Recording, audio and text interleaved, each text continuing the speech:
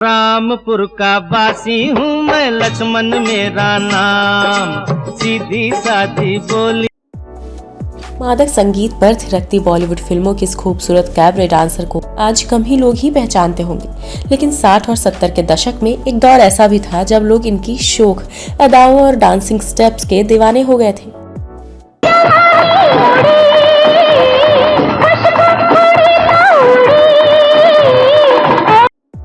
अस्सी के दशक की शुरुआत तक उसकी डांसिंग का जलवा ऐसा जमा रहा कि तब के दौर की डांसिंग क्वींस की चमक भी फीकी पड़ने लगी थी।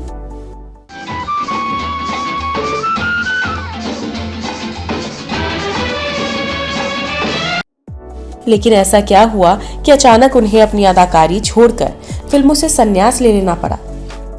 दिल लगाकर हम ये समझे। क्या आप जानते हैं कि एक एक्टर ने इनसे ऐसी बदसलूकी की कि इन्होंने फिल्म इंडस्ट्री ही नहीं देश भी छोड़ दिया। कितने आराम से औरतों के अरमान को जलाते हो तुम लोग, और कितने ही आराम से आके माफी भी मांग लेते हो। मर्द की नजर में तो औरत एक खिलौना है। और क्या आप यकीन करेंगे कि इस सुंदर अदाकारा को डांस से सख्त नफरत थी, लेकिन किस्मत ने उसे हर फिल्म में नाचने पर मजबूर कर दिया।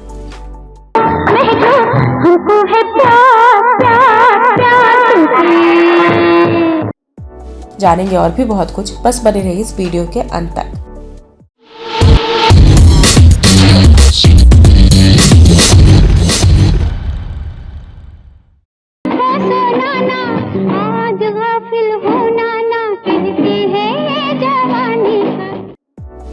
नमस्कार दोस्तों, मैं हूं आपकी दोस्त एंड होस्ट शिवानी और आप देख रहे हैं लेमन जूस कैंडी। फरियाल का नाम भले ही कम लोगों को याद होगा, लेकिन जिसे भी याद होगा वो उन्हें शिद्दत से याद करता होगा।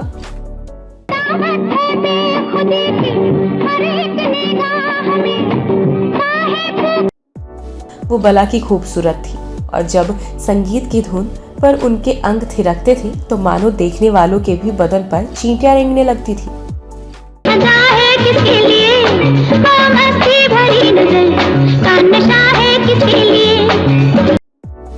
उनके डांस का जलवा ऐसा था कि लोग उन्हें तब की कैबरे क्वीन कही जाने वाली हेलन से भी बढ़कर मानने लगे थे। तुझको पाकर झूम था दिल प्यार में, खो गई नजरें। फरियाल में कई खासियतें थी जो उन्हें इंडस्ट्री से दूसरी अदाकाराओं से काफी अलग मुकाम पर रखती थी। दीदार में उम्र भर के एक नजारा मिल गया। फरियाल का जन्म 3 नवंबर 1945 को सीरिया की राजधानी दमिश्क में हुआ था। उनके पिता भारतीय मूल के थे और माँ एक सीरियाई थी। वो एक संपन्न परिवार से थी और भारत आकर उन्होंने अपनी स्कूली शिक्षा शिमला के प्रसिद्ध लोरेंटो कॉन्वेंट कैथेड्रल हाई स्कूल से पूरी की और बाद में मुंबई के सेंट जेवियर्स कॉलेज से स्नातक की पढ़ाई पूरी की। देख लगे न चलने, चलो ना। अभिनय की दुनिया में आने से पहले उन्होंने एयर इंडिया में एक एयर होस्टेस के रूप में भी काम किया। उसके बाद उन्होंने फिल्मी दुनिया में कदम रखा, लेकिन उन्हें इंडस्ट्री में वो मुकाम नहीं मिला जिसका उन्होंने सपना अपनी आंखों में संजोए फिल्म इंडस्ट्री में कदम रखा था। कहते हैं कि फरियाल के जीवन में बहुत संघर्ष था और उन्हें डांस बिल्कुल भी पसंद नहीं था, लेकिन विडंबना ऐसी रही कि पूरे करियर में कभी डांस ने उनका पीछा ही नहीं छोड़ा। जिंदगी और मौत दोनों एक। ये गाना 1965 में बनी फिल्म जिंदगी और मौत का है। जब दर्शकों ने पहली बार इस फिल्म में इस खूबसूरत अदाकारा को देखा तो उन पर फिदा हो गए। तो तब की मशहूर हीरोइन सायरा बानो की तरह दिखती थी। इस फिल्म से फरियाल ने अपना पहला डेब्यू किया था। फिल्म काफी हद तक सफल रही। फरियाल के अभिनय की कई लोगों ने सराहना की। जिंदगी और मौत से पहले ही उन्हें फिल्म बिरादरी में मुख्य भूमिका मिली थी, लेकिन यह फिल्म तकनीकी कारणों से पूरी हुई 1966 में। हालांकि बॉक्स ऑफिस पर यह फिल्म फ्लॉप रही और इसके बाद फरियाल को कई चुनौतियों का सामना करना पड़ा।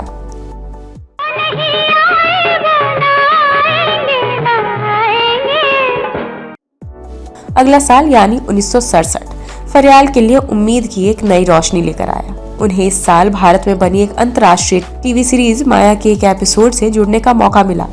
इसी साल आई फिल्म ज्वेल थेफ ने उन्हें प्रसिद्धि दिलाई और दर्शकों के साथ साथ इंडस्ट्री के लोगों ने भी उन्हें नोटिस किया।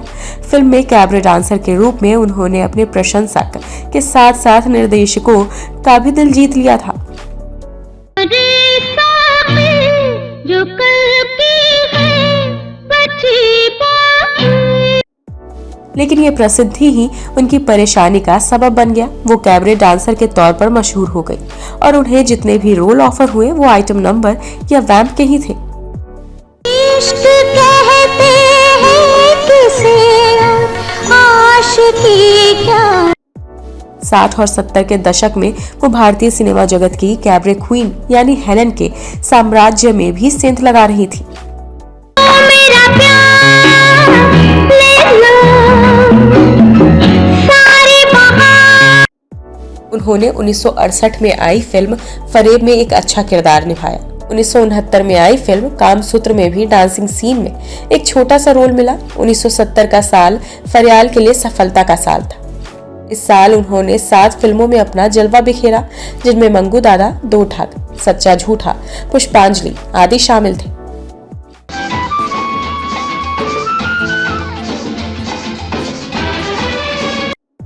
उन्नीस 1970 में ही उनकी अभिनीत फिल्में मन की आंखें, कोई गुलाम नहीं, इंसान और शैतान आदि भी रिलीज हुई, जिन्होंने उन्हें लोकप्रियता के नए आसमान पर पहुंचा दिया। 1971 में उनकी अभिनीत 2 फिल्में हंगामा और बहरूपिया आई।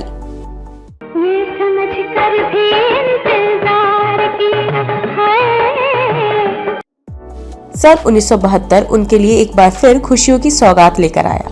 उस साल उन्हें बड़े छोटे बैनरों की 8 फिल्मों में काम करने का मौका मिला। हालांकि किसी भी फिल्म में उनकी भूमिका बहुत सशक्त नहीं थी, लेकिन उनके जलवे ने फिल्मों में ग्लैमर का नायाब तड़का लगाकर उन्हें लोकप्रिय बनाने में अहम भूमिका निभाई।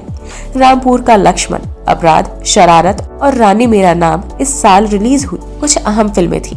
सन 1973 में तो फरियाल ने मानो बॉलीवुड पर कब्जा ही कर लिया था। उनकी पूरी 1 दर्जन फिल्में रिलीज हुई और हर फिल्म में उन्हें एक से बढ़कर एक गानों पर परफॉर्म करने का मौका मिला।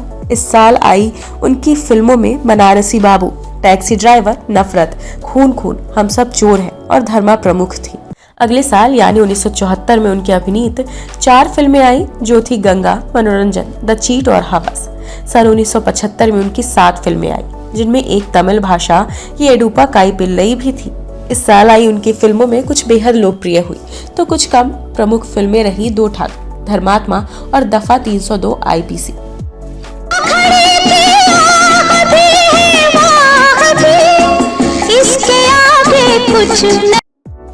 सन 1976 में उनकी 2 फिल्में आई, एक थी जमाने से पूछो और दूसरी थी प्लेबॉय। 1977 में भी उन्होंने 2 ही फिल्में साइन की, जिनमें एक थी काली रात और दूसरी थी आफत। इसके बाद उन्होंने 2-3 साल तक कोई फिल्म नहीं की। फिर 1980 में उन्होंने प्रेमिका में एक छोटी सी भूमिका निभाई। सन 1984 में फरियाल ने पुराने साथियों और मित्रों के कहने पर द गोल्ड मेडल में काम करना मंजूर किया, लेकिन इसके सेट पर हुए एक हादसे के बाद उन्होंने आखिरकार अपने अभिनय करियर को बंद कर दिया।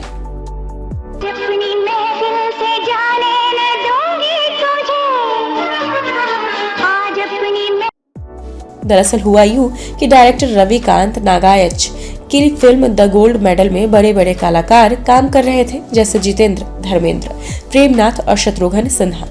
फिल्म की शूटिंग चल रही थी। फिल्म में विलन का किरदार निभा रहे प्रेमनाथ को फरियाल के साथ एक सीन शूट करना था, जिसमें वो फरियाल के साथ जबरदस्ती करते और सोफे पर पटक देते। और इंसाफ की ऐसी खातिर तवाज़ु की जाए कि जिंदा रहे भी लेकिन ना के बराबर। शॉट शुरू हुआ, सब कुछ ठीक ठाक चल रहा था, लेकिन जैसे ही फरियाल को सोफे पर पटका गया, प्रेमनाथ फरियाल को बाहों में जकड़े हुए सोफे से लुढ़कते हुए कारपेट पर आ गए।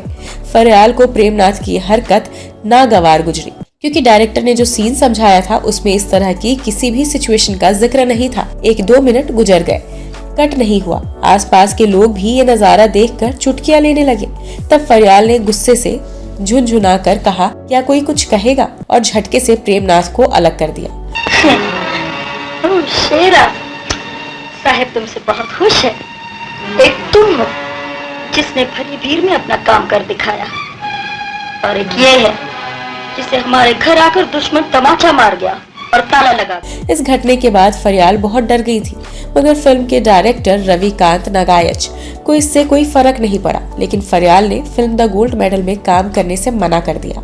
अब शुरू हुआ दौर फरियाल को मनाने का। सभी लोग फरियाल के पास गए और काफी मान मनव्वल की।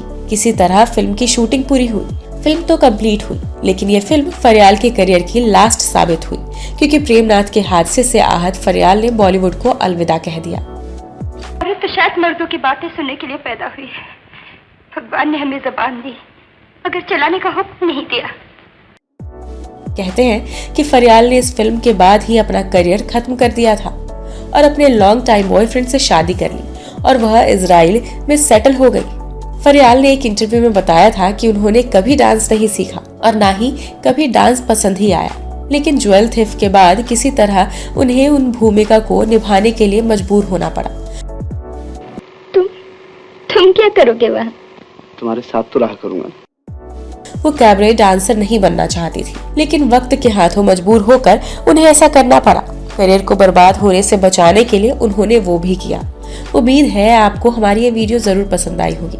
हमें ढेर सारा कमेंट कर अपनी राय अवश्य दें और आपके पास कोई सुझाव हो तो कमेंट बॉक्स में कमेंट कर जरूर बताएं। हमें आपके कमेंट और सुझाव का बेसब्री से इंतजार रहेगा। आज की वीडियो में बस इतना ही। अब दीजिए अपने दोस्त एंड होस्ट शिवानी को इजाजत। नमस्कार।